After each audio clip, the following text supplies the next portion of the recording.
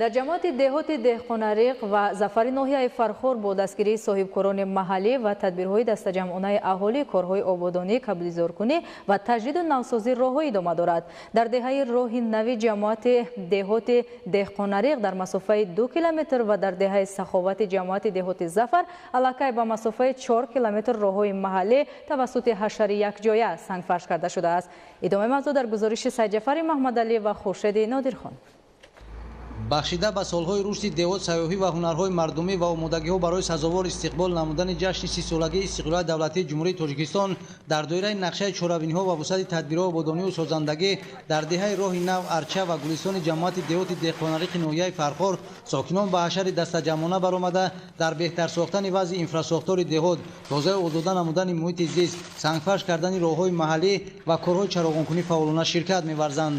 мо сокинони деҳаи роҳи нави ҷамоати деҳқонариқи ноҳияи фархор бо ташаббуси соҳибкор Носиров Сафаралӣ иқдом гирифтем ки ҳамин кӯчаҳои деҳаро сангфарш намоем.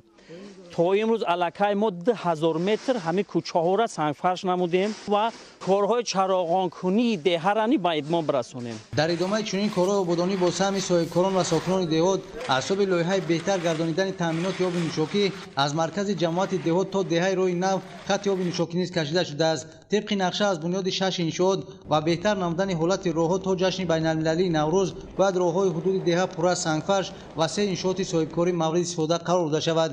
дар деҳаи саховати ҷамоати деҳоти зафари ноҳия низ бо саҳми соҳибкорон дастгирии масъулини ҷамоати деҳот ва сокинони маҳаллӣ тариқи ҳашари дастаҷамъона корҳои ободониву кабилзоркунӣ ва сангфарш кардани роҳҳои аҳамияти маҳаллӣ идома дорад.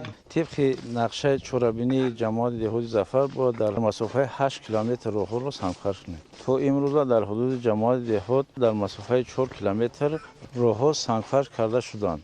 дар ҳашари навбатӣ сокинони деҳаи мазкур дар шафати майдончаи варзишӣ ва муассисаи таҳсилоти миёнави умумии деҳа беш аз 200 бех ниҳоли дарахтони мевадиҳанда шунонида дар масофаи қариби 1 километр роҳи байни деҳаро сангфарш намуданд. дар доираи вусъати чунин корҳои ободонӣ ки як банди нақша чорабинии мазкур корҳои чароғонкунии деҳот аст, дар ду деҳаи ҳудуди ҷамоат ин иқдом аллакай амалӣ гардида дар деҳаи саховат бошад роҳи байни деҳа бо паҳноӣ аз 7 то 8 метр навсозӣ ва сангфарш шуда соҳибкорон корҳои чароғонкунӣ ва минбаъд пардохт намудани ҳаққи истифодаи барқро аз ин ҳисоб бар дӯш гирифта ният доранд ки рӯзҳои наздик